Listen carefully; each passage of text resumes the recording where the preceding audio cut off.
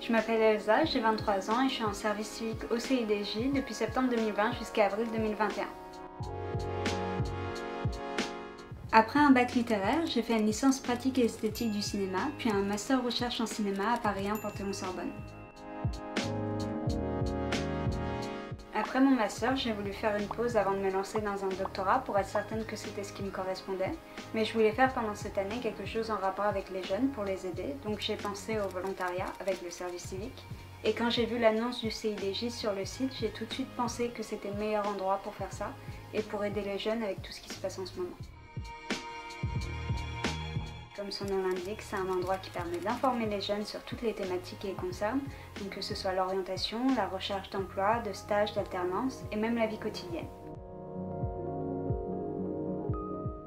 Mes missions sont sous le thème d'aider à informer les jeunes, mais j'ai des missions assez variées puisque j'aide autant à l'accueil au CIDJ que lors de forums, j'aide aussi à l'organisation d'événements et aussi au service communication où je fais des vidéos comme celle-ci.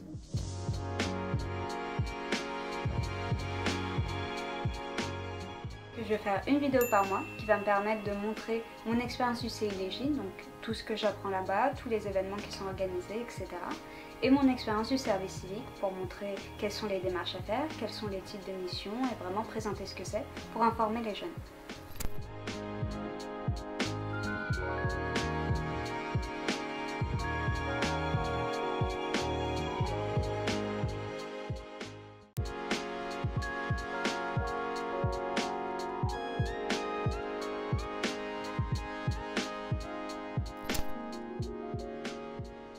Je m'appelle Elsa, j'ai 23 ans et je suis en service civique au CIDJ depuis septembre 2020 jusqu'à avril 2021. Après un bac littéraire, j'ai fait une licence pratique et esthétique du cinéma, puis un master recherche en cinéma à Paris 1 Panthéon-Sorbonne. Après mon master, j'ai voulu faire une pause avant de me lancer dans un doctorat pour être certaine que c'était ce qui me correspondait. Mais je voulais faire pendant cette année quelque chose en rapport avec les jeunes pour les aider, donc j'ai pensé au volontariat.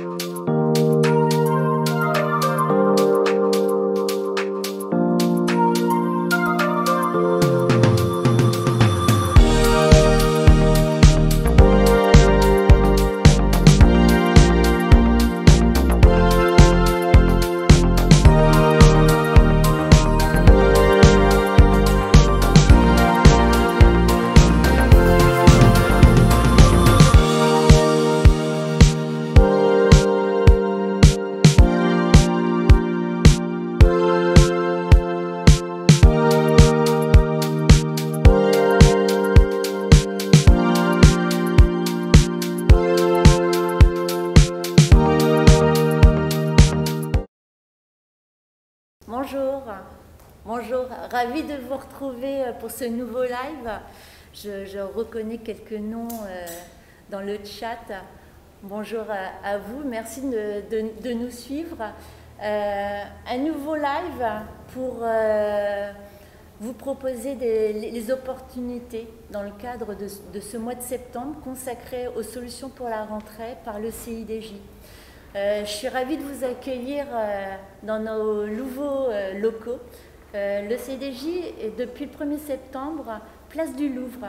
Donc je vous invite à venir visiter ce superbe lieu dédié à la jeunesse et en profiter pour nous poser des questions en face à face, puisque les conseillers du CIDJ vous reçoivent toutes les après-midi sans rendez-vous pour vos questions d'orientation, de recherche d'employeurs, pour le stage, l'alternance, plein de choses.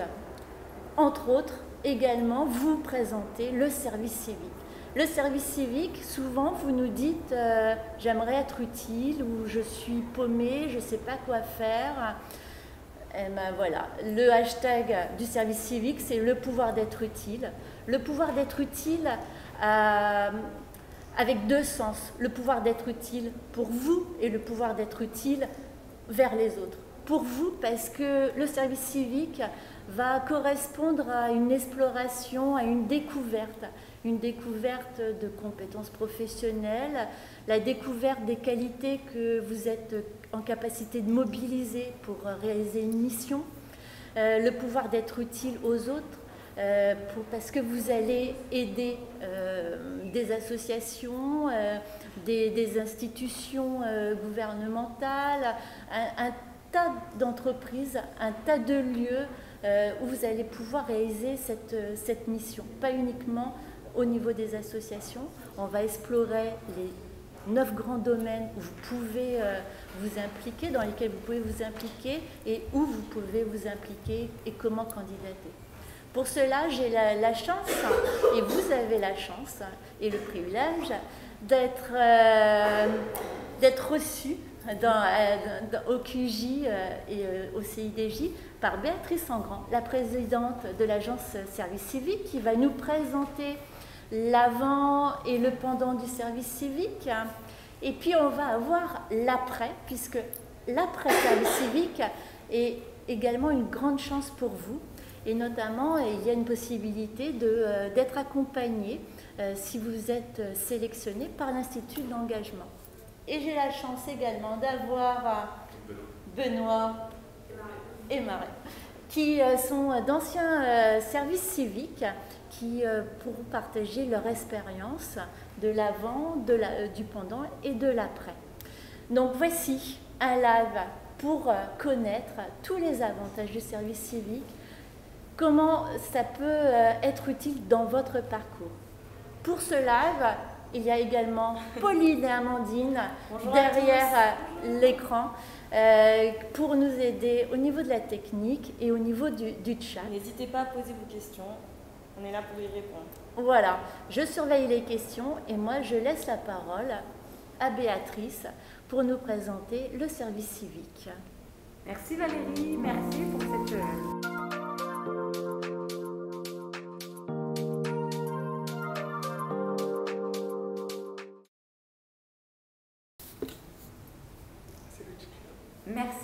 Merci Valérie pour cette introduction qui nous a mis en jambes. Merci au CIDJ pour l'invitation. Merci à toutes et tous qui nous écoutez. Et je pense que vous avez plein de questions à nous adresser. C'est pour ça, juste de ma part, brièvement, vous dire que le service civique, c'est d'abord une expérience qui vous est proposée. C'est un engagement volontaire qui est rendu possible, qui est offert à tous les jeunes de 16 à 25 ans, jusqu'à 30 ans, pour les jeunes en situation de handicap, une expérience, la possibilité de s'engager pour des causes, de donner du temps pour des causes ou des domaines qui vous tiennent à cœur. Il y a 9 domaines, je ne vais pas tous les citer là, mais on peut quand même citer l'environnement, la solidarité, l'éducation pour tous, la santé, le sport, absolument. La culture, l'aide humanitaire, l'intervention d'urgence, la citoyenneté européenne, la mémoire. Et en fait, concrètement, si vous vous demandez quoi faire dans la vie, si vous cherchez une première expérience professionnelle qui ne sera pas un stage, qui sera peut-être un moment où vous allez pouvoir prendre des initiatives, où vous ne serez pas jugé, ou si vous avez vraiment envie de poser votre pierre, porter votre pierre à l'édifice, le service civique, c'est fait pour vous. Vous avez sur le site de l'agence du service civique service-civique.gouv.fr des dizaines de milliers de missions comme contribuer à créer un jardin partagé dans une école, comme faire partie d'ambassadeurs des gestes barrières dans une municipalité, comme contribuer à animer un ciné-club dans un quartier,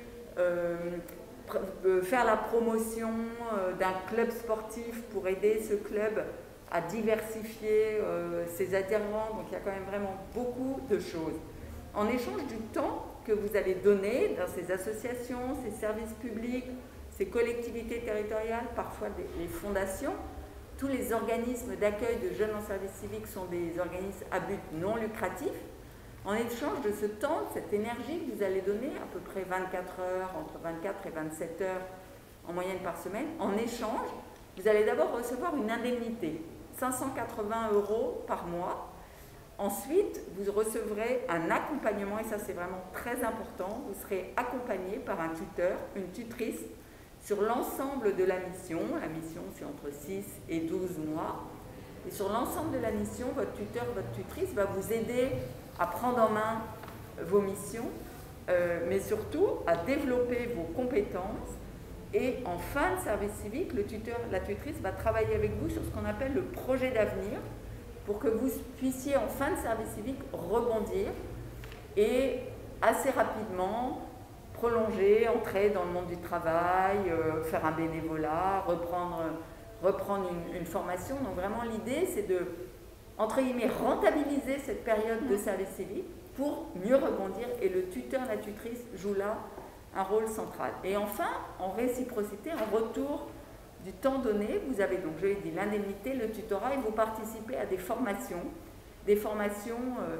civiques et citoyennes. Donc il faut vraiment comprendre le service civique comme donnant, et au bout du compte, le résultat, c'est un bouquet de bénéfices pour les jeunes. C'est le sentiment d'avoir été utile à la société, et comme dans le même temps, vous allez acquérir des compétences, de la confiance en vous, ben vous serez aussi utile à vous-même. C'est aussi bien sûr un bénéfice financier, hein, même si on peut considérer qu'il est modeste. C'est aussi un bénéfice de reconnaissance par la société, parce que le service civique c'est extrêmement connu. Donc quand vous allez dire autour de vous que vous êtes en service civique, ben vous allez susciter l'envie, l'admiration. Quand vous chercherez du travail, ce sera évidemment un atout. Et puis, avec le service civique, vous pouvez actionner des droits dans le cadre de votre compte personnel de formation, quand même 250 € de droits à la formation en fin de service civique. Donc 250 €, c'est un gros coup de pouce, par exemple, pour le permis de conduire ou pour d'autres choses dont vous pourriez avoir besoin.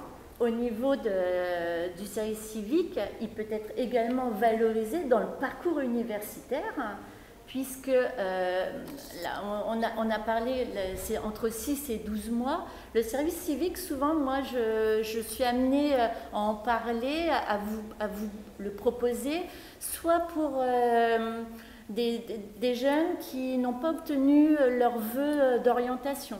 Et du coup, voilà, ils ont un temps entre deux rentrées scolaires qui peut être mis à profit pour découvrir un nouveau domaine, développer des compétences. Je peux également le soumettre à des étudiants qui désirent faire une pause en demandant une année de césure.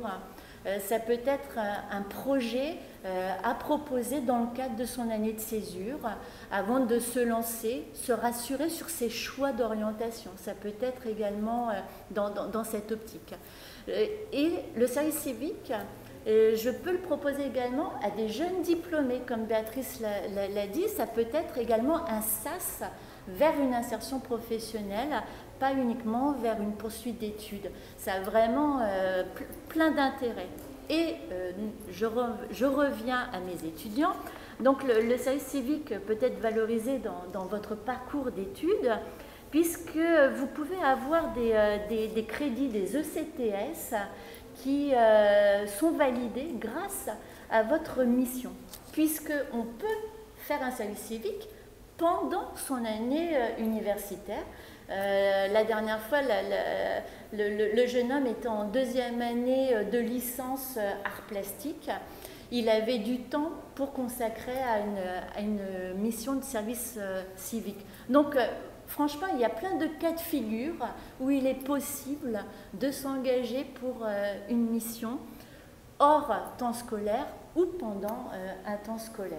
Absolument, et pour les étudiants, on peut, en fait, le temps de service civique est modulable et adaptable au temps de formation, au temps passé à l'université. Vous pouvez faire plus d'heures de service civique, par exemple pendant les vacances, et un peu moins d'heures dans les périodes intenses de cours. Donc ça, c'est important. Si vous êtes étudiant boursier, vous pouvez aussi obtenir une indemnité supplémentaire en plus des 580 €, 100 € par mois. Donc évidemment, il y a plein d'avantages pour les étudiants, mais attention, Hein, le service civique, c'est ouvert à tous, à tous les jeunes, 16-25 ans, 30 Sans ans. condition.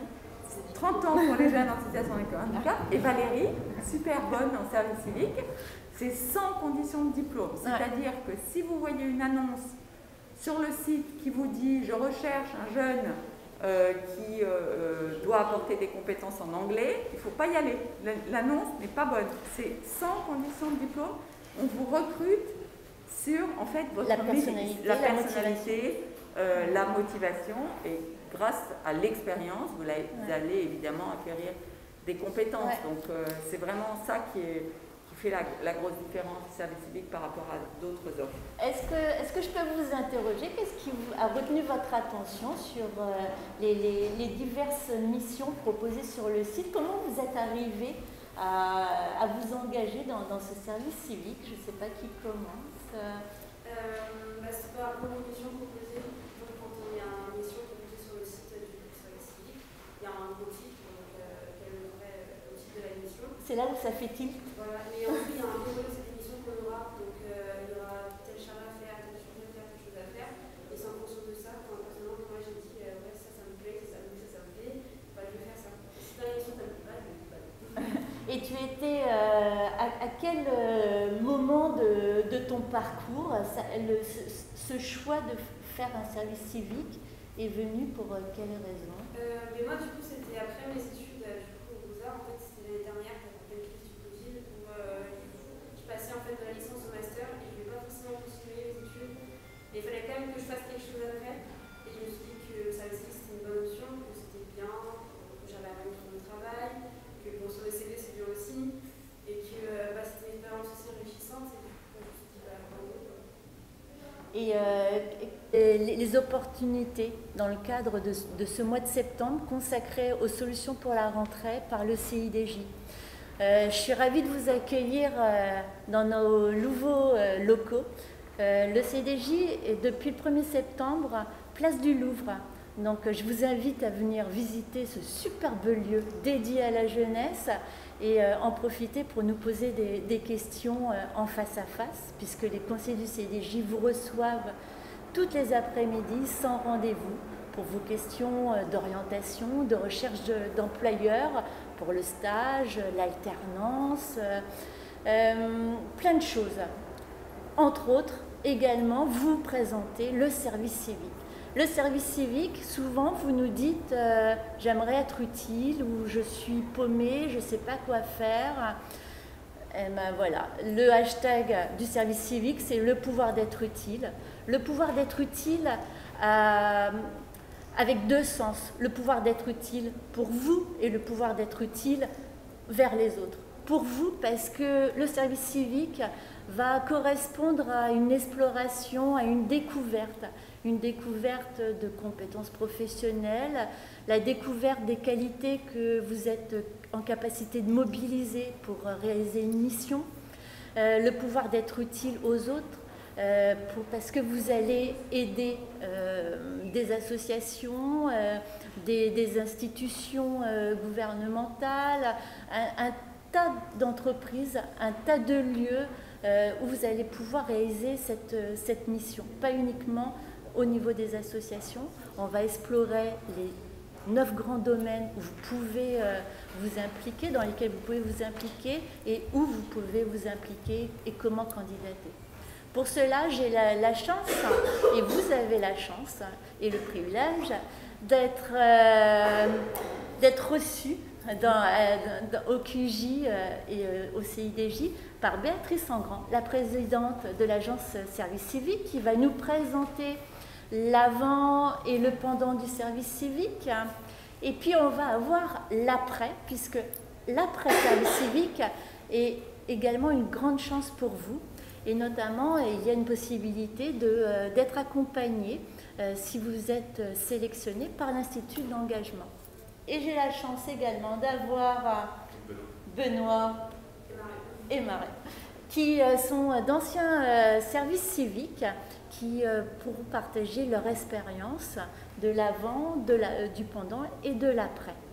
Donc voici un live pour connaître tous les avantages du service civique, comment ça peut être utile dans votre parcours. Pour ce live, il y a également Pauline et Amandine derrière l'écran pour nous aider au niveau de la technique et au niveau du chat. N'hésitez pas à poser vos questions, on est là pour y répondre. Voilà, je surveille les questions et moi je laisse la parole à Béatrice pour nous présenter le service civique. Merci Valérie, merci pour cette...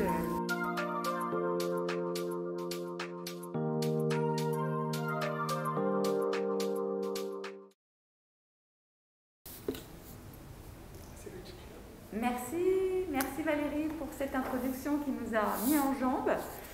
Merci au CIDJ pour l'invitation. Merci à toutes et tous qui nous écoutez. Et je pense que vous avez plein de questions à nous adresser. C'est pour ça, juste de ma part, brièvement, vous dire que le service civique, c'est d'abord une expérience qui vous est proposée. C'est un engagement volontaire qui est rendu possible, qui est offert à tous les jeunes de 16 à 25 ans, jusqu'à 30 ans, pour les jeunes en situation de handicap, une expérience, la possibilité de s'engager pour des causes, de donner du temps pour des causes ou des domaines qui vous tiennent à cœur. Il y a 9 domaines, je ne vais pas tous les citer là, mais on peut quand même citer l'environnement, la solidarité, l'éducation pour tous, la santé, le sport, absolument, la culture, l'aide humanitaire, l'intervention d'urgence, la citoyenneté européenne,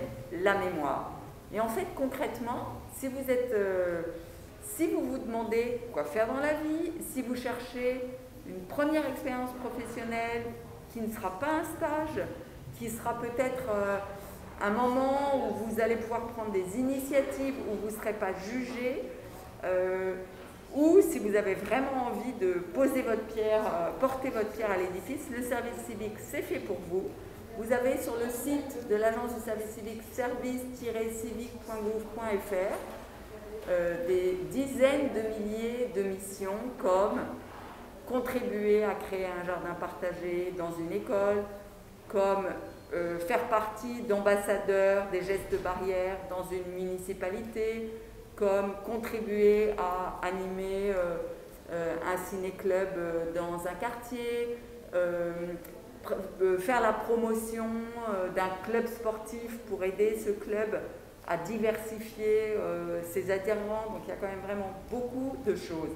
En échange du temps que vous allez donner dans ces associations, ces services publics, ces collectivités territoriales, parfois les fondations, tous les organismes d'accueil de jeunes en service civique sont des organismes à but non lucratif. En échange de ce temps, de cette énergie que vous allez donner, à peu près 24 heures, entre 24 et 27 heures en moyenne par semaine, en échange, vous allez d'abord recevoir une indemnité, 580 € par mois. Ensuite, vous recevrez un accompagnement, et ça c'est vraiment très important, vous serez accompagné par un tuteur, une tutrice, sur l'ensemble de la mission. La mission, c'est entre 6 et 12 mois. Et sur l'ensemble de la mission, votre tuteur, votre tutrice va vous aider à prendre en main vos missions, mais surtout à développer vos compétences. Et en fin de service civique, le tuteur, la tutrice va travailler avec vous sur ce qu'on appelle le projet d'avenir pour que vous puissiez en fin de service civique rebondir et assez rapidement prolonger, entrer dans le monde du travail, faire un bénévolat, reprendre une formation. Donc vraiment l'idée c'est de, entre guillemets, rentabiliser cette période de service civique pour mieux rebondir, et le tuteur, la tutrice joue là un rôle central. Et enfin, en réciprocité, en retour du temps donné, vous avez donc, je l'ai dit, l'indemnité, le tutorat, et vous participez à des formations civiques et citoyennes. Donc il faut vraiment comprendre le service civique comme donnant, et au bout du compte, le résultat, c'est un bouquet de bénéfices pour les jeunes. C'est le sentiment d'avoir été utile à la société, et comme dans le même temps, vous allez acquérir des compétences, de la confiance en vous, ben vous serez aussi utile à vous-même. C'est aussi bien sûr un bénéfice financier, hein, même si on peut considérer qu'il est modeste. C'est aussi un bénéfice de reconnaissance par la société, parce que le service civique, c'est extrêmement connu. Donc quand vous allez dire autour de vous que vous êtes en service civique, vous allez susciter l'envie, l'admiration. Quand vous chercherez du travail, ce sera évidemment un atout. Et puis, avec le service civique, vous pouvez actionner les droits dans le cadre de votre compte personnel de formation. Quand même, 250 € de droit à la formation en fin de service civique. Donc 250 €, c'est un gros coup de pouce, par exemple, pour le permis de conduire ou pour d'autres choses dont vous pourriez avoir besoin. Au niveau du service civique, il peut être également valorisé dans le parcours universitaire, puisque là, on a parlé, c'est entre 6 et 12 mois. Le service civique, souvent, moi, je suis amenée à en parler, à vous le proposer, soit pour des jeunes qui n'ont pas obtenu leur vœu d'orientation. Et du coup, voilà, ils ont un temps entre 2 rentrées scolaires qui peut être mis à profit pour découvrir un nouveau domaine, développer des compétences. Je peux également le soumettre à des étudiants qui désirent faire une pause en demandant une année de césure. Ça peut être un projet à proposer dans le cadre de son année de césure, avant de se lancer, se rassurer sur ses choix d'orientation. Ça peut être également dans cette optique.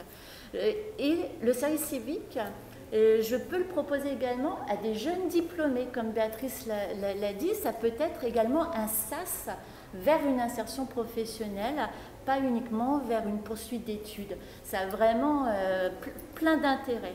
Et je reviens à mes étudiants.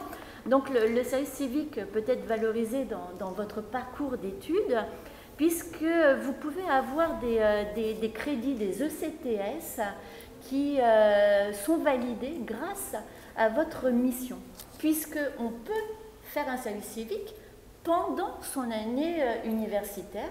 La dernière fois, le jeune homme était en 2e année de licence art plastique. Il avait du temps pour consacrer à une mission de service civique. Donc, franchement, il y a plein de cas de figure où il est possible de s'engager pour une mission hors temps scolaire ou pendant un temps scolaire.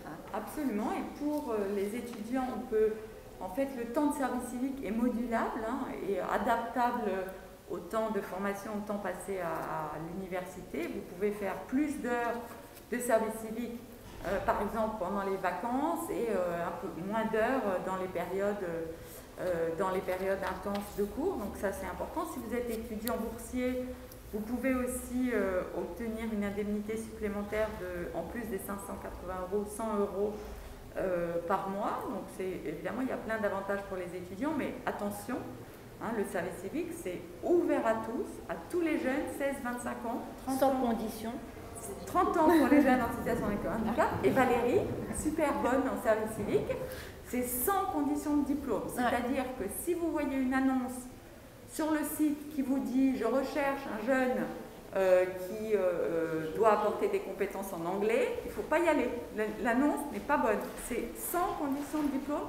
On vous recrute sur en fait votre personnalité, la motivation, et grâce à l'expérience, vous allez évidemment acquérir des compétences. Donc c'est vraiment ça qui fait la grosse différence du service civique par rapport à d'autres offres. Est-ce que je peux vous interroger? Qu'est-ce qui a retenu votre attention sur les diverses missions proposées sur le site? Comment vous êtes arrivé à vous engager dans ce service civique? Je ne sais pas qui commence. C'est par rapport aux missions proposées. Donc, quand il y a une mission proposée sur le site du service civique, il y a un gros titre, donc quel est le vrai titre de la mission. C'est là où ça fait tilt. Voilà, mais ensuite il y a un déroulé de cette émission qu'on aura, donc il y aura tel charme à faire, tel sujet à faire, telle chose à faire, et c'est en fonction de ça, personnellement, moi j'ai dit ouais, ça me plaît, ça me plaît, bah, je vais faire ça. Si dans l'émission ça me plaît pas, je vais pas.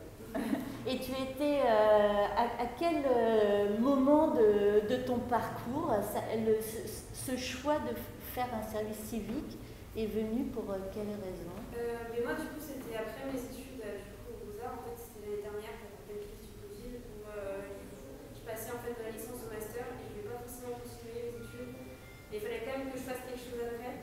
Et je me suis dit que ça aussi c'était une bonne option, que c'était bien, que j'avais appris sur mon travail, que bon, sur le CV c'est bien aussi, et que c'était une expérience aussi enrichissante. Et du coup, je me suis dit, bah, bravo. Et quelle a été la mission qui t'a le plus plu pendant ces mois de service civique? C'était. Moi, j'ai fait du coup, je travaillais sur un festival, j'étais en chargée de communication. Donc, pendant un an, il fallait communiquer sur les réseaux, les réanimer. Et ce qui m'a le plus plu, c'est vraiment être partout au prendre des photos sur le festival.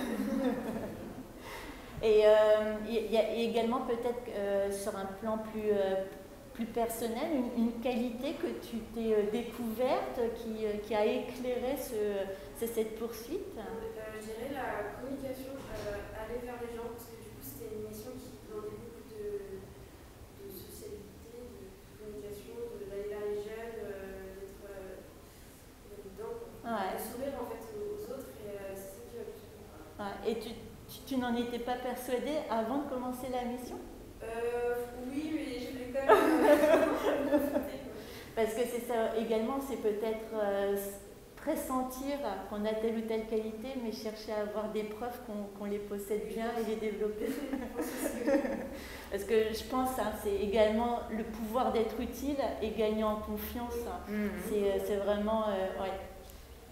Et toi, comment es-tu arrivé sur le service civique? Alors moi j'ai fait des études de cinéma en Bretagne, et en Bretagne il y a une plateforme culturelle en ligne en accès libre qui s'appelle Cube, où j'étais déjà allé pour visionner les documentaires, parce que c'est quelque chose qui m'intéressait beaucoup. Et j'ai vu que cette plateforme recherchait des services civiques, et ça m'a motivé parce que j'avais envie de me battre pour ce pan-là de la culture, donc mettre en avant des films qui, si on ne les met pas en avant, ne tomberont pas sous vos yeux naturellement.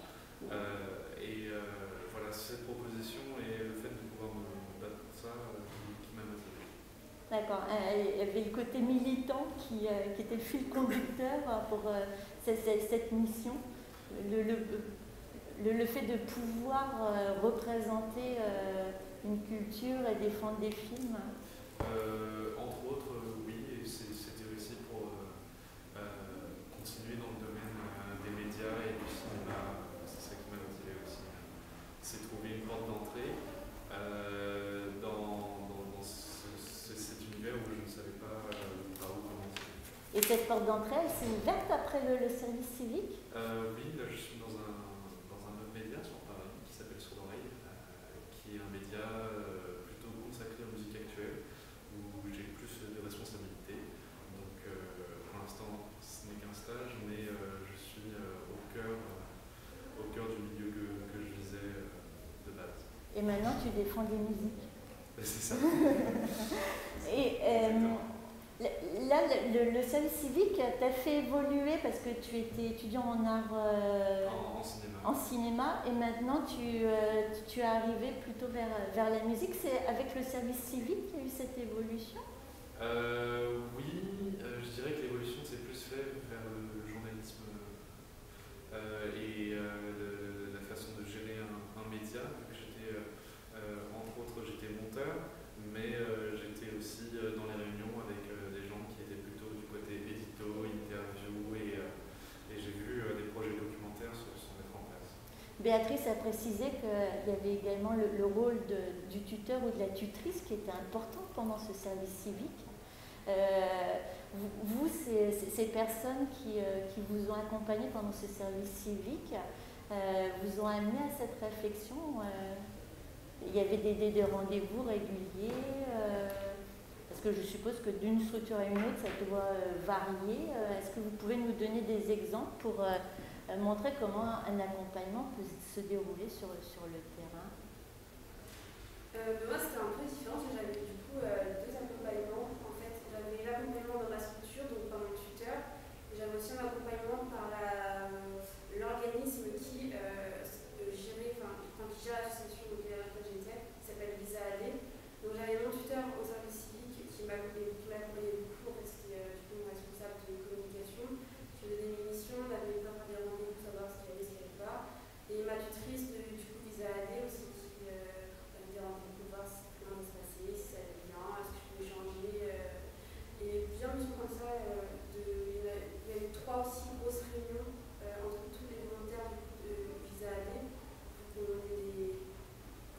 des temps d'échange. Des temps d'échange, qu'on puisse se voir.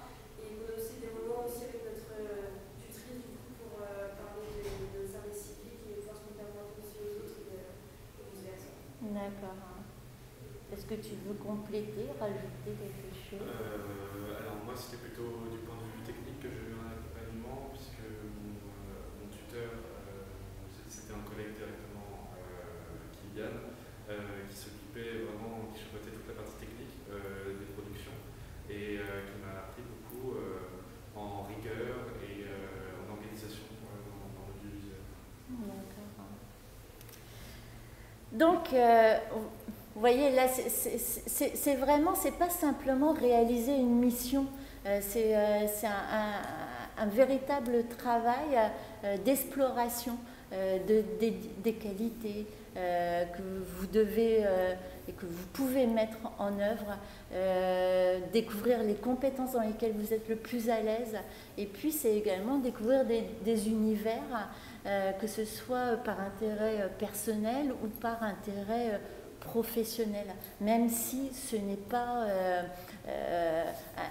un emploi au sens que l'on l'entend. C'est vraiment une expérience de découverte et d'exploration avant tout, je pense. Hein. C'est ça, c'est tout à fait bien défini. Et en fait, les deux témoignages qui reviennent le plus souvent, c'est grâce au service civique, j'ai trouvé ma voie. Et le deuxième, c'est grâce au service civique, j'ai pris confiance en moi. Ouais. Et je pense que c'est vraiment ce dont on a tous besoin dans ouais, la vie, à un moment, surtout comme jeune adulte. Hein.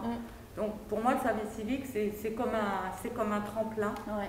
Et c'est pour ça que ça vaut ouais. vraiment la peine. Et la question de j'ai pris confiance en moi, en fait, d'où ça vient, c'est que finalement, comme dans le service civique, il n'y a pas, en tout cas théoriquement, pas de lien de subordination entre le responsable, entre le tuteur et le jeune en service civique.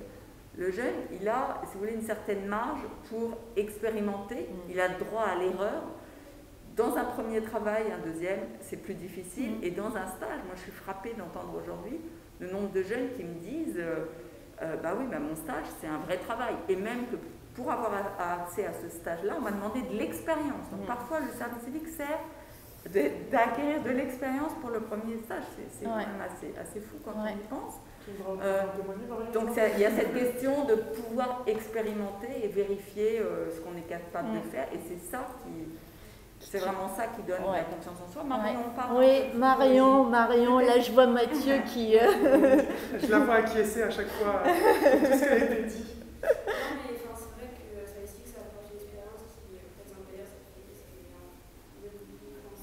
Ouais, tu l'as pu vérifier après? Pas encore, mais moi je cherche une alternance après un service civique, pendant, et je sais que quand je disais que j'étais en service civique en communication, ça passait bien, ils disaient mais c'est bien et tout, tu t'es engagé, en plus ça fait de la communication, du coup ça rend bien, et c'est un bon truc pour le service civique. Et Marion, c'est super de dire ça aussi, qu'on te dit, tu t'es engagé, parce que, attention à ne pas perdre de vue, l'objectif initial du service civique, c'est quand même cette idée de s'engager pour les autres, il y a une dimension un peu transcendantale, on va dire, et ça c'est important aussi, on a besoin dans une société de jeunes et de moins jeunes qui ont ce sens de l'autre, le sens de la solidarité. Et bien sûr, c'est ça aussi qu'on expérimente dans le service civique. Eh oui, hashtag le pouvoir d'être utile. Voilà. Est-ce que, alors, après le service civique, vous avez vu, il y a plusieurs possibilités. Vous avez également l'opportunité de candidater auprès de l'Institut de l'engagement. Je crois que les candidatures pour de la promo automne est ouverte jusqu'au 5 octobre. Absolument. C'est ça? Parce que à l'Institut de l'engagement, vous êtes sélectionné, vous allez devoir passer un petit entretien. Mathieu, est-ce que tu peux nous expliquer voilà, l'intérêt de l'Institut de l'engagement et comment on intègre l'Institut de l'engagement?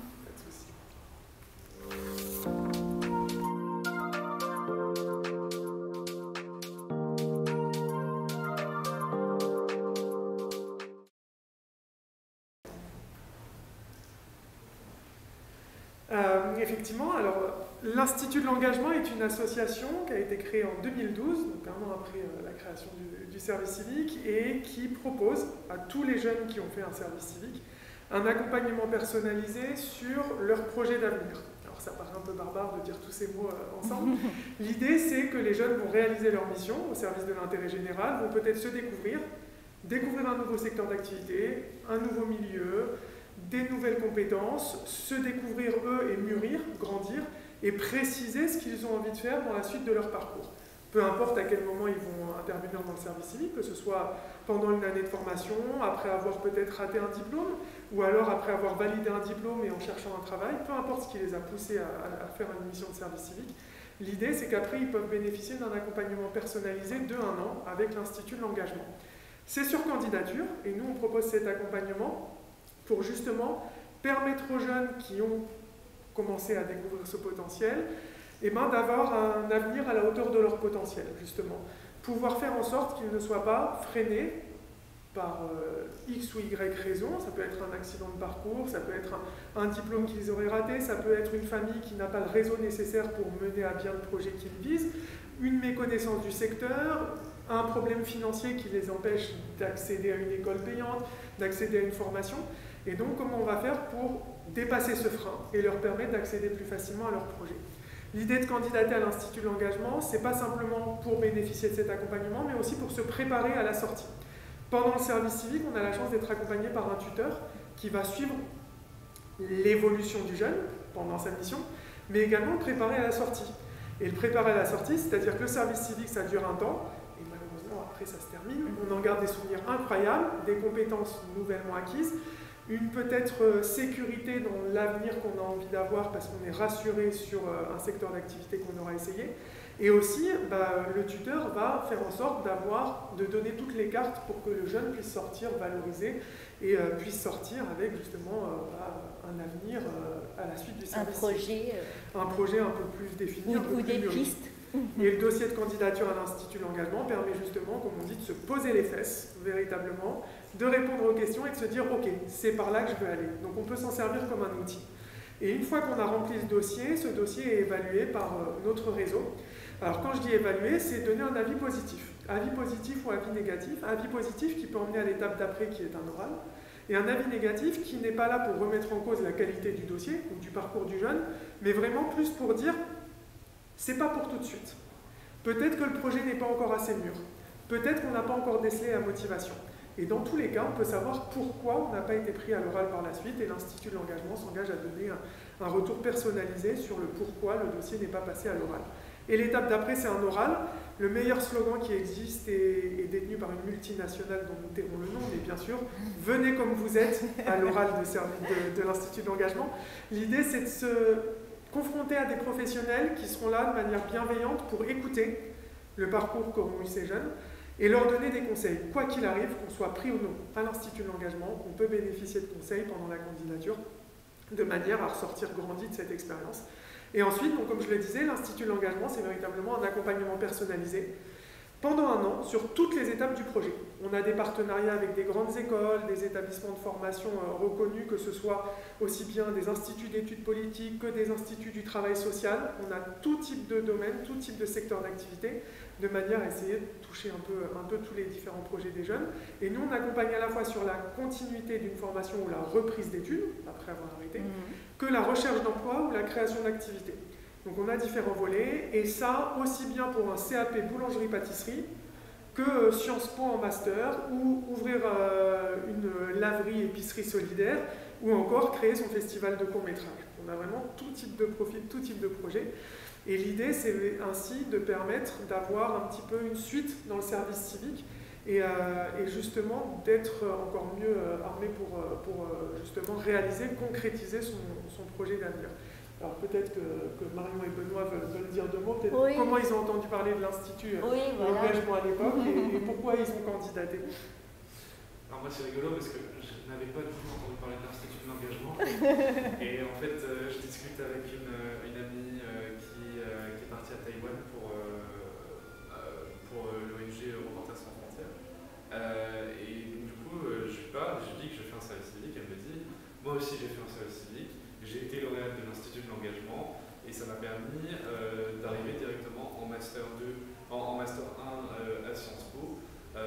l'appui de l'Institut de l'engagement. Donc j'étais à un moment où j'arrivais vers la fin de mon service civique, où je ne savais pas ce que j'allais faire après. J'étais activement à la recherche soit d'une formation, soit d'un travail.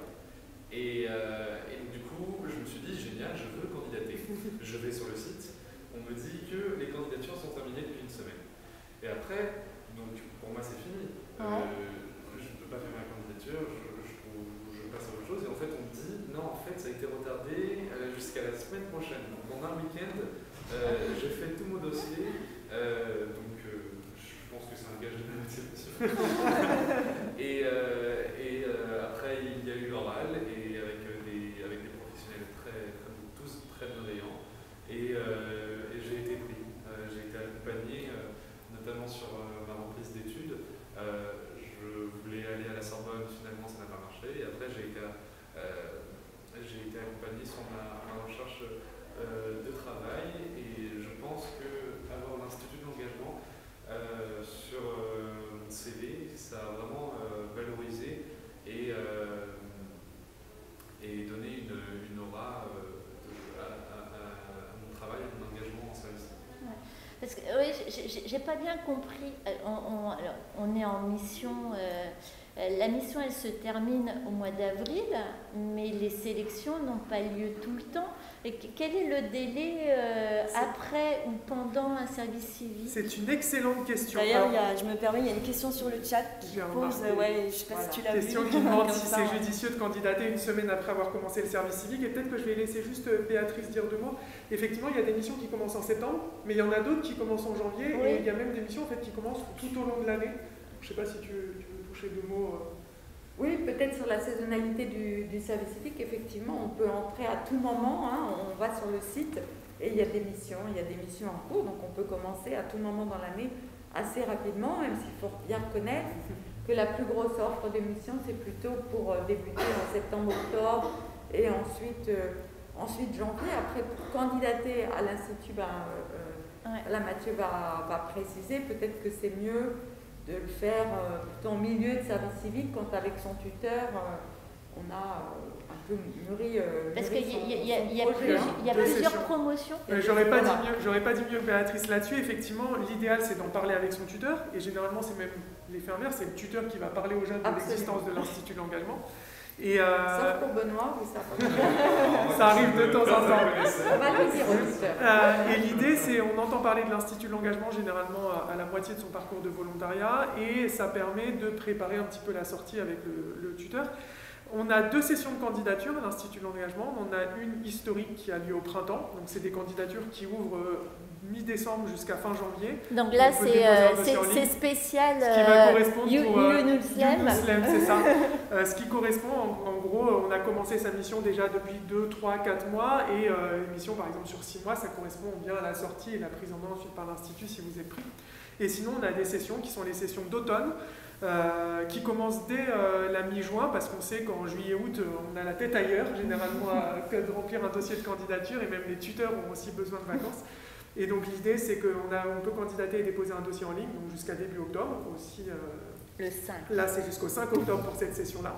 Et un accompagnement qui débute justement en novembre. Donc, peu importe la période à laquelle vous faites un service civique, et vous pouvez candidater jusqu'à 1 an et demi après le début de la mission de service civique. Ah ouais, carrément, 1 an et demi. Ce qui fait qu'on peut terminer sa 3e année de licence, par exemple, et candidater à l'Institut 1 an après la fin de son service civique pour le master. Ah ouais, ça c'est pas mal. C'est effectivement pas mal. Ah ouais. Et surtout, encore une fois, à l'Institut, comme le service civique, pour tous les jeunes. Même si vous êtes en doute profond sur vous-même, même si vous êtes considéré comme décrocheur, je mets des gros guillemets, il y a des possibilités. Il y a des possibilités à la fois d'entrer dans des missions de service civique pour lutter contre l'isolement des seniors, préserver la biodiversité dans un parc national, et il y a aussi la possibilité ensuite qu'à l'Institut de l'engagement, c'est très important pour tous les jeunes qui se disent c'est pour moi. Oui, voilà. J'en profite pour faire un petit coucou à toute l'équipe Arts qui recherche des accompagnateurs ou accompagnatrices pour les personnes atteintes de la maladie d'Alzheimer. Et ces futurs volontaires iront à la rencontre de ces personnes pour faire entrer le musée, mais chez les personnes qui ne peuvent plus se déplacer dans les musées, par exemple. Donc je vous invite beaucoup à découvrir cette association qui recherche régulièrement des volontaires dans un autre style, avec Adozen, qui est une branche d'une mutuelle de la MGEN. Eux, ils recherchent des personnes qui vont aller faire de la prévention, de l'animation dans les collèges, les lycées, pour l'égalité entre filles et garçons, tout ce qui est accès à la santé, la citoyenneté. Voilà, donc deux belles missions de partenaires avec les personnes que je connais plus particulièrement, donc c'est pour ça que je tenais à les montrer. Mais vraiment, faites un tour sur le service civique.gouv, alors service-civique.gouv.fr. On va vous le remettre dans le chat. Il y a 9 domaines dans lesquels vous pouvez faire des missions. Moi, petite astuce, c'est peut-être créer également son espace personnel pour faire des alertes. Comme ça, vous n'allez louper aucune offre et vous allez pouvoir étudier les différentes missions et rédiger CV, lettre de motivation, parce que tout cela se fait en ligne pour candidater. Au CDJ, on peut également vous aider à formuler votre motivation, si vous voulez nous faire relire votre présentation, n'hésitez pas, on sera ravis de vous accompagner dans ce moment de candidature. Et si je peux juste ajouter quelque chose avant de donner la parole à Marion là, pour expliquer ce que c'est sa candidature à l'Institut. Oui. Moi, c'était quelque chose qui m'avait beaucoup frappé aussi à l'époque. Je suis un ancien volontaire en service civique aussi, on est partout, j'ai envie de dire. Et j'avais trouvé ma mission par le bouche à oreille, puis ensuite par le site internet. Et ce qui m'avait rassuré pour le choix de cette mission, c'était les réseaux sociaux. Alors à l'époque, je suis un peu plus vieux, mais à l'époque, ça commençait à grandir. Il est gentil, Et en fait, en voyant les photos des associations qui faisaient justement des activités, des actions avec le service civique, en voyant les photos de l'agence du service civique pour montrer ce qu'étaient les missions sur le terrain, c'est très rassurant. Donc je vous invite vraiment à regarder l'agence du service civique, donc service civique sur les réseaux sociaux, pour voir concrètement avec des images, des photos, des vidéos, des témoignages, ce que c'est le quotidien d'une mission. Je peux vous assurer que d'une part ça va vous donner envie, ça va vous rassurer et vous allez avoir hâte. Sur ce, moi, il y a Elsa qui est en service civique l'an dernier au CIDJ, étudiante en art visuel également, cinéma. Elle a fait une série de petites séquences vidéo à revoir sur notre chaîne YouTube.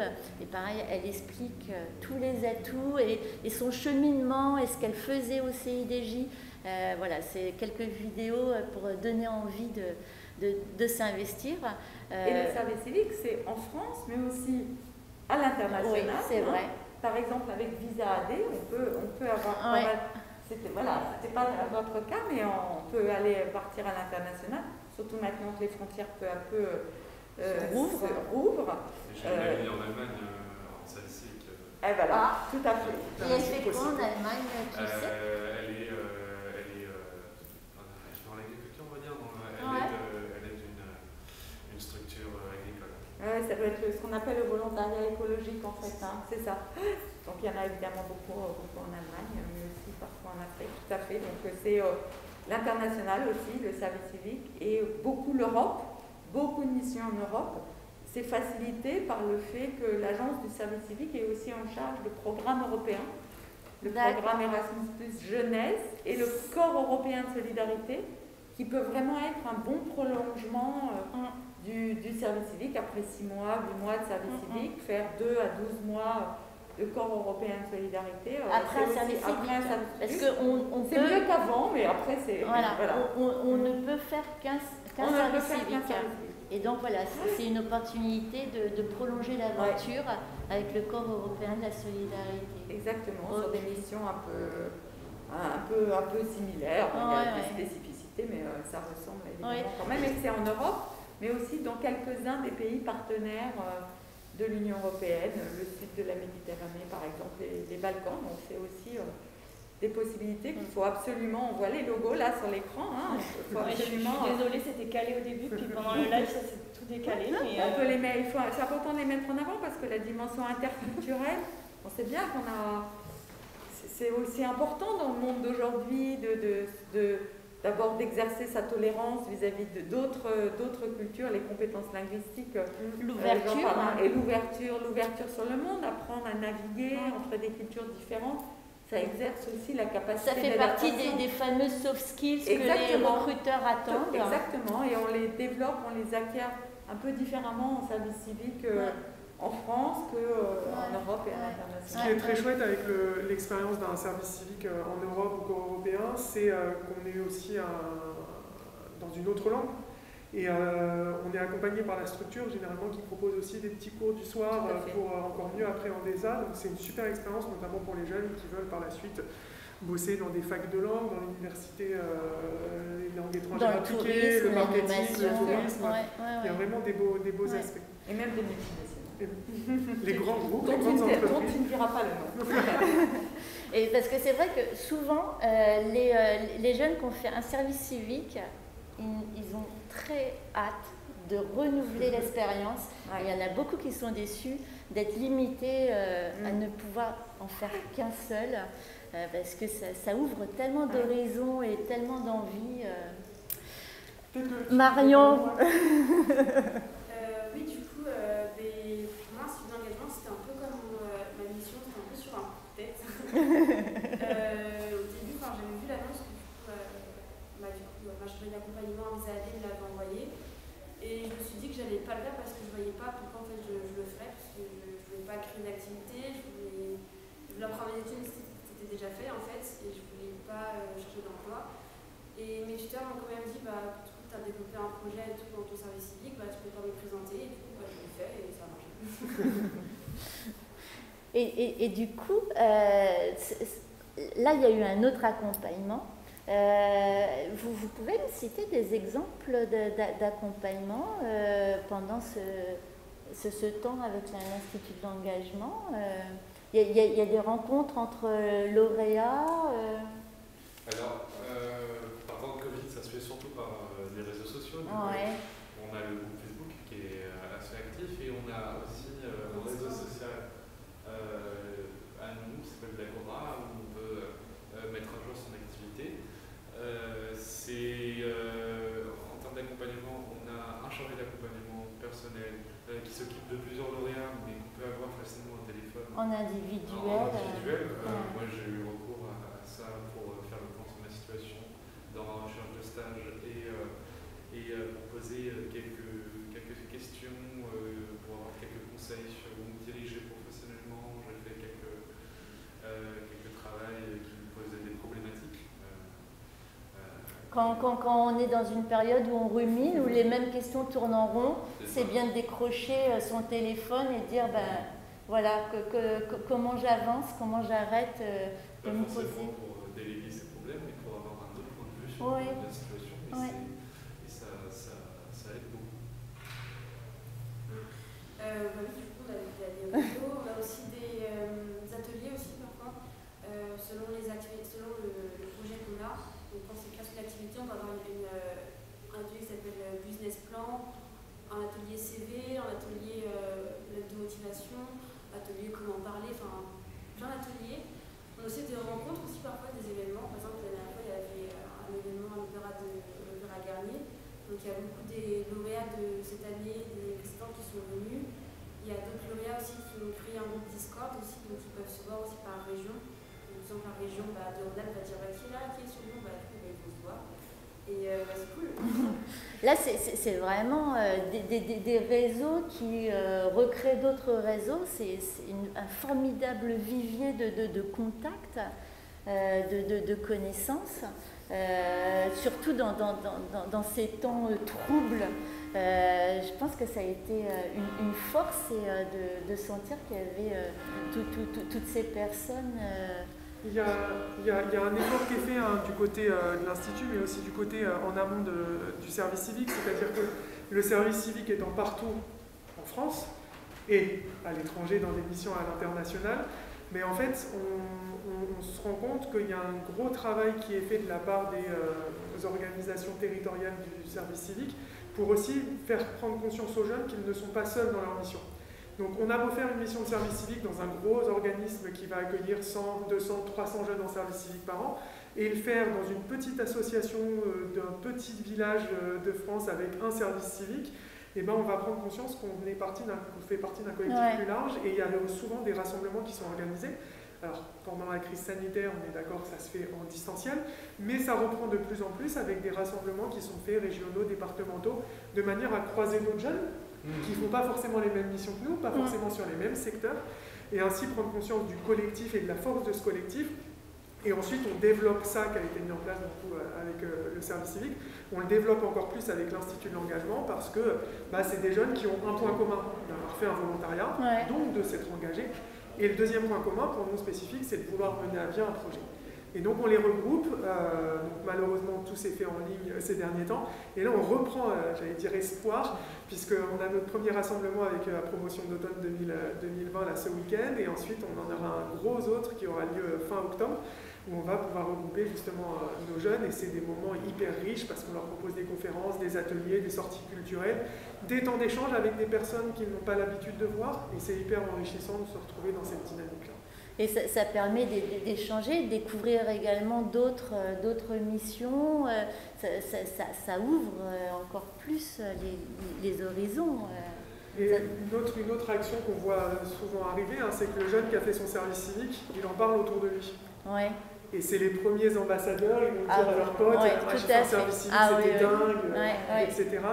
Et c'est une force, et ça prouve l'efficacité du dispositif, et ça prouve l'efficacité des missions, et la richesse qu'ils en retirent. Ouais, je confirme, autant je reçois des fois des stagiaires très déçus par leur stage, je n'ai jamais rencontré un volontaire qui refuse de m'en parler, mais à chaque fois il y a beaucoup d'enthousiasme dans chaque mission. Et c'est vrai que du coup ils en parlent, et le premier effet déclencheur pour le service civique, c'est vraiment le bouche à oreille. Alors évidemment l'agence du service civique fait un travail de communication qui est nécessaire, mais le bouche à oreille fait un effet levier extraordinaire, d'autant que pour mettre en perspective ce que dit Mathieu, ce sentiment d'appartenance à un espace ou à un réseau plus large, il est renforcé tous les mois davantage, parce qu'il y a des milliers de jeunes au service civique nouveaux tous les mois, et qui rejoignent en fait une cohorte de plus d'1 demi-million de volontaires depuis 2010, à peu près 537 000 volontaires depuis 11 ans, donc c'est un vrai réseau. Et on peut dire, à ce niveau-là, quantitatif, on peut dire c'est une politique publique qui vraiment pèse sur la société, quand on est arrivé à ce nombre-là. Et encore, ça se multiplie par des centaines quand on voit les personnes qui ont été impactées par ces missions de service civique, dans le sens les bénéficiaires ensuite que les jeunes vont accompagner dans le cadre de leur mission, et ça c'est absolument 3 fois gagnant de service civique, pour le jeune, pour la structure qui l'accueille, et puis pour la société, la société, le collectif. Le collectif. C'est tout à fait ça. Pauline, dis-moi, est-ce qu'on a des vidéos, des tutos que tu penses qui pourraient compléter pour ceux qui ont suivi Alternance, on avait le CV, mais on peut le remontrer maintenant, et on a la lettre de motivation aussi, parce que dans le cadre de Solutions pour la rentrée, on a fait des petits tutos. Je vais vous les montrer. Donc ce live, vous pouvez le revisionner pendant 14 jours sur la plateforme Twitch, et ensuite sur nos réseaux. Et ensuite sur nos réseaux sociaux, YouTube par exemple. Tu veux qu'on montre quoi? Le CV d'abord? Le CV, parce qu'après on reparlera peut-être de cet encadré dans lequel il faut parler de sa motivation pour candidater. Mais ce qui peut être intéressant aussi, c'est de revenir sur comment mettre en avant ça et pas hésiter à en parler autour de soi. On a tendance à penser que le service civique c'était pour soi et puis c'est tout. Et au final, on se rend compte que dans la suite de son parcours, plus on en parle, plus ça va nous ouvrir des portes. Ouais, j'aimerais bien qu'on termine sur cette note pour vraiment montrer, je pense, l'intérêt numéro 1. Valoriser son parcours. Ouais. Allez, alors on lance le CV puis on en parle après. Voilà.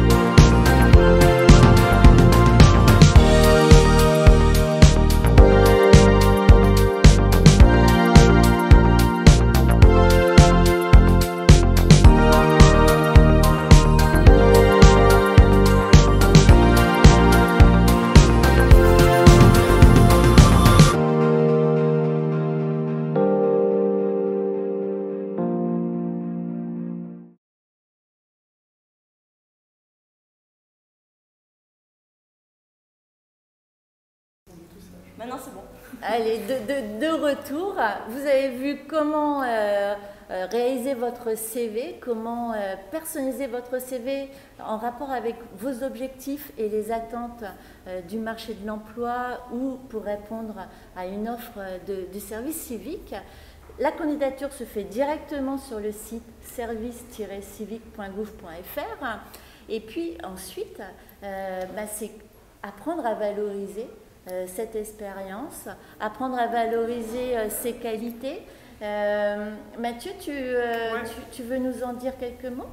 Il y a quelque chose qu'on a dit au début, qu'on a redit au milieu. Et on va le redire. Il faut véritablement vivre cette mission de service civique comme une expérience professionnelle. À la fois professionnelle parce qu'on va apprendre de nouvelles compétences et personnelle parce qu'on grandit. Et quand je dis expérience professionnelle, on est d'accord que ce n'est pas un travail. Pour autant, c'est quelque chose qui va être important et impactant à un moment de votre parcours. Donc on a nos études, on a des stages, on a des fois une expérience professionnelle à côté pour justement payer les études peut-être à côté, et on a aussi le service civique qui intervient dans un autre cadre. Mais c'est une expérience à valoriser, et c'est une expérience dont on peut parler, et dont on a tout intérêt à parler parce que ça rajoute 6 mois d'expérience dans son CV, dans son parcours, et un recruteur a tendance à souvent prêter attention à ces expériences-là, et encore plus aujourd'hui, puisqu'on parle du service civique dans les médias, on voit des campagnes de communication, on a forcément un cousin, une cousine, un neveu, une nièce qui a peut-être côtoyé quelqu'un qui a fait un service civique. Donc ça trotte au fond de l'esprit, et quand un recruteur va voir ça sur un CV ou dans une lettre de motivation ou en entendre parler dans une soirée pour un réseautage, clairement ça va faire tilt et se dire ok, service civique c'est pas n'importe quoi. Et je pense que c'est important de vivre cette expérience comme telle et de le garder en tête et d'en parler autour de soi. Mais savoir en parler, il faut apprendre à en parler. Parce que je rencontre beaucoup de jeunes qui sont très heureux d'avoir vécu cette expérience, mais qui n'ont pas toujours les mots ou la formule. Alors Valérie, ça va changer, parce qu'on a fait le même diagnostic que vous à l'agence du service civique. Donc on a testé différents outils qui sont en fait dédiés à aider les tuteurs à apprendre aux jeunes à parler de leur service civique. Super. Et donc parmi différents outils, on en a choisi un.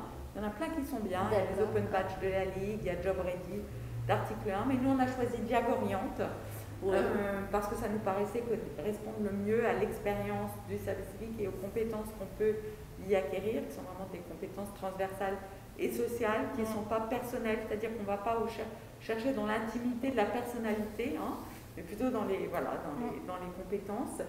Et donc cet outil, il va être transformé en... Enfin, on va pouvoir le télécharger comme application, et vraiment, je crois qu'il va aider, il sera mis en ligne dans un mois.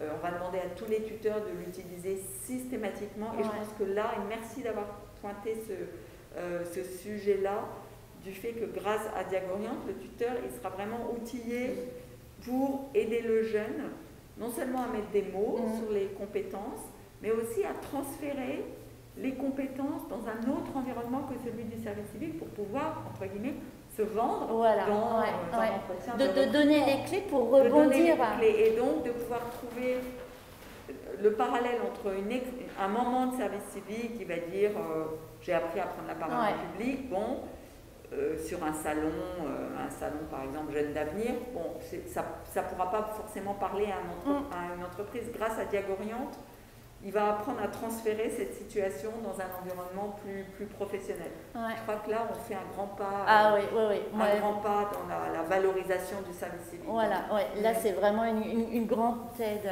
Et par curiosité, pour savoir ce que vous mettez en avant. Finalement, parce que on sait que vous avez découvert des compétences, on sait que vous avez découvert un secteur d'activité, peut-être des nouveaux métiers. Pour autant, c'est quoi la première chose que vous dites quand vous parlez du service civique? Ou encore un recruteur? Oui, quand un recruteur vous pose cette fameuse question, présentez-vous. Je dirais l'expérience. Je dis que j'ai acquis beaucoup d'expérience dans le service civique, ce qui est vrai. Et je trouve que c'est ce qui m'a plu plus en fait, dire que tu as acquis beaucoup d'expérience et que.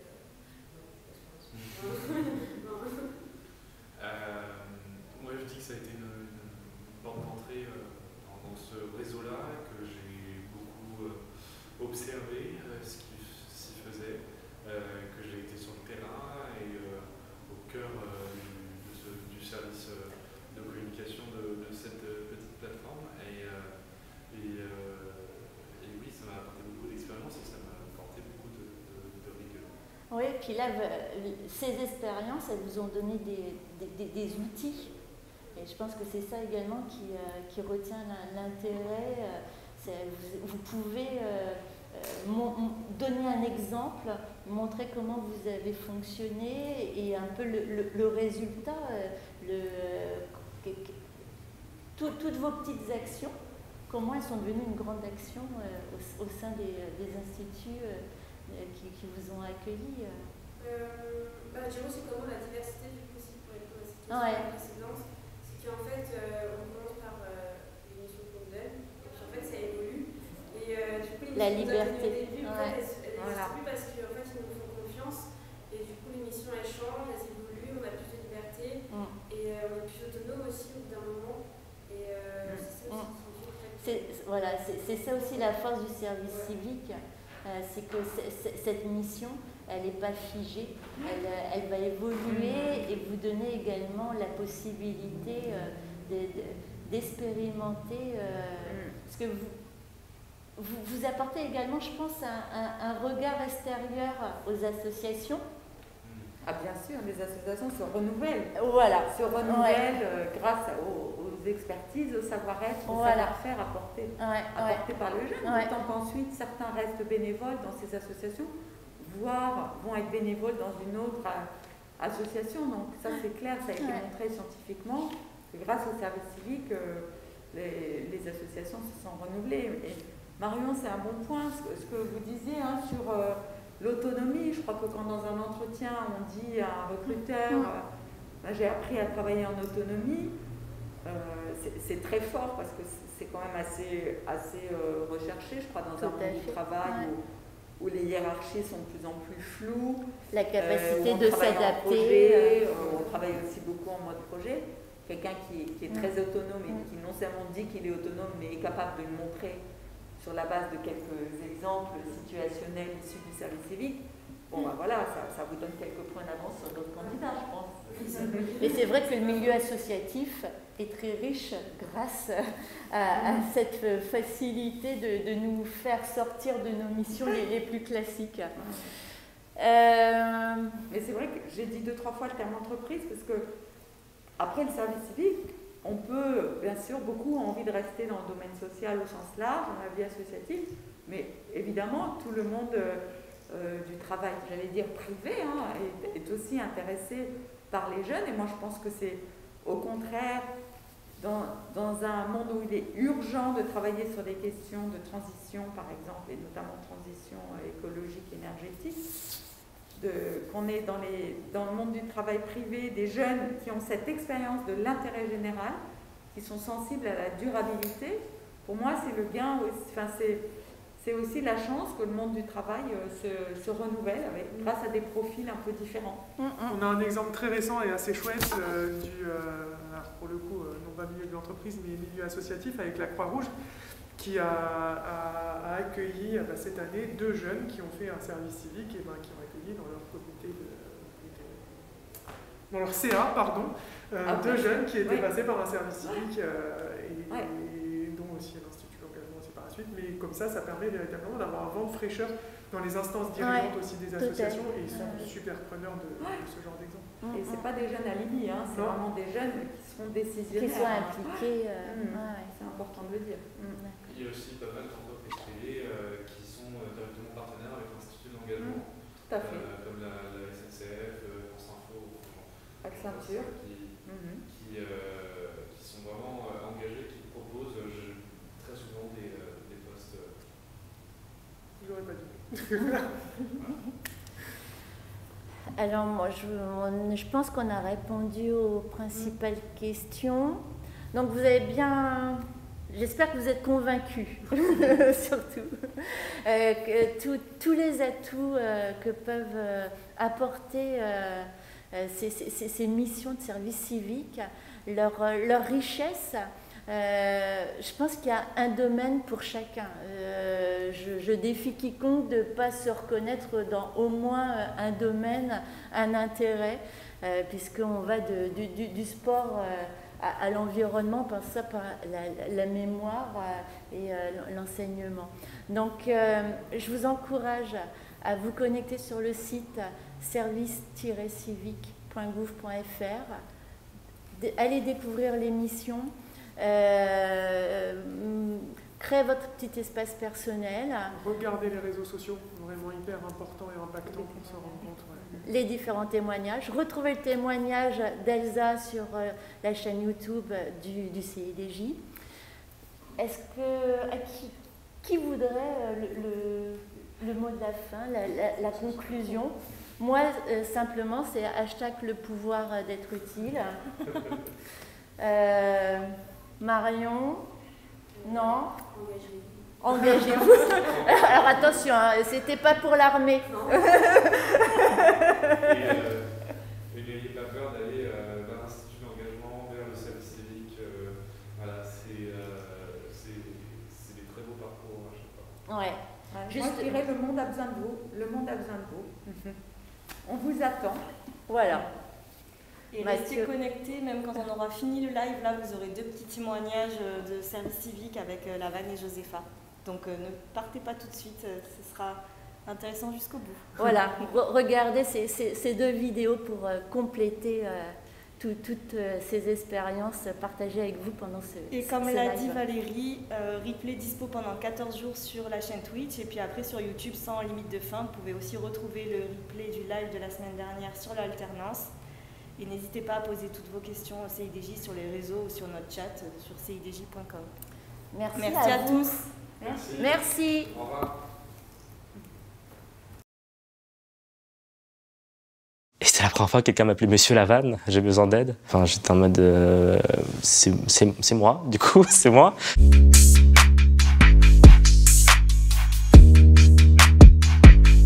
Je l'ai connu via ma meilleure amie qui m'en a parlé. J'ai eu envie en fait d'agir en fait. Il faut que je fasse quelque chose pour moi, avec mes compétences, agir sur la société et faire en sorte que ça aille un peu mieux quoi. Je l'ai fait dans 2 centres sociaux de la Cave de Paris, donc dans le 18e. Ma mission c'était lutter contre la fracture numérique. Ouais, mon premier jour, en fait, j'étais à la fac de Saint-Denis, donc j'ai pris pendant 3 ans la ligne 13. Je m'étais promis de plus jamais la prendre. Et rue Billiard, il fallait reprendre la ligne 13. Ouais, énormément. Au niveau des rencontres pendant le service civique, ne serait-ce que les équipes.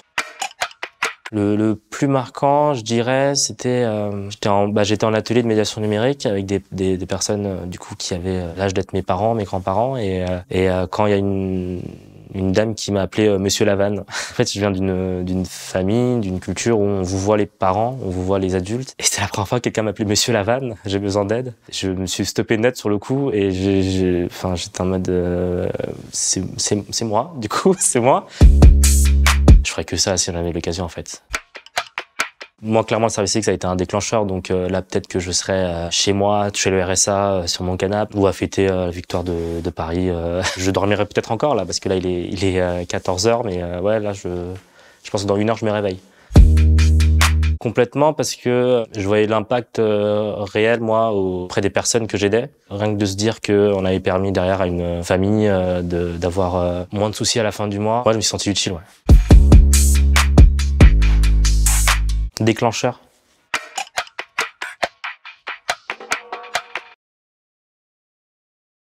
Ou bien en France dans une autre asso, même la même, ça me dérange pas. Je recommencerai quand même.